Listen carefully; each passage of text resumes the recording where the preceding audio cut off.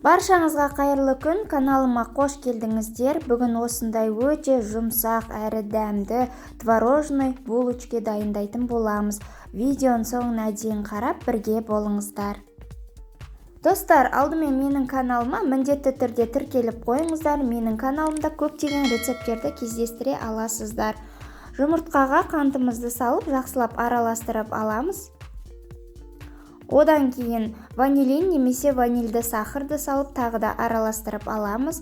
Творог менде домашний болғандықтан ірілеу болды.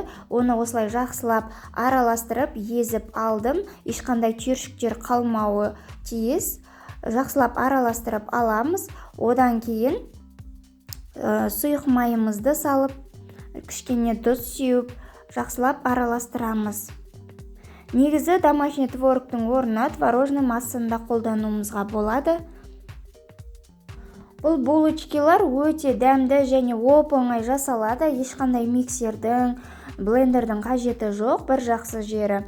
Және шетінен ұнды осылай салып отырып, тесто дайындап аламыз. Алдымен қалақшамен осылай араластырамыз, одан кейін қолымызбен жақсылап араластырып алғанымыз дұрыс.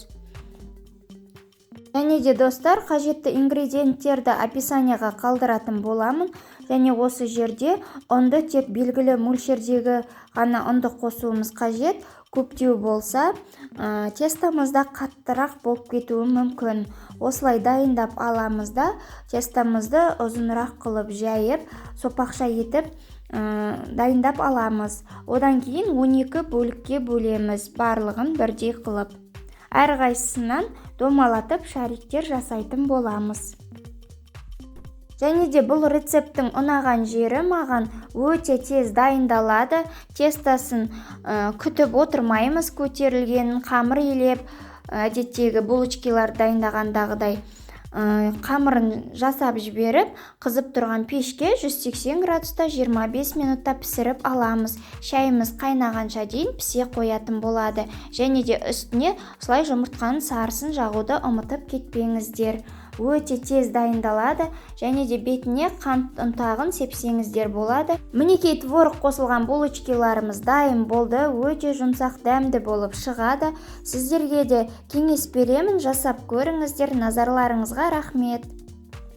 Айтпақшы достар, рецепттерім ұнап жатса лайк басып, каналыма міндетті түрде тіркеліп, қоңыраушаны басып қойыңыздар.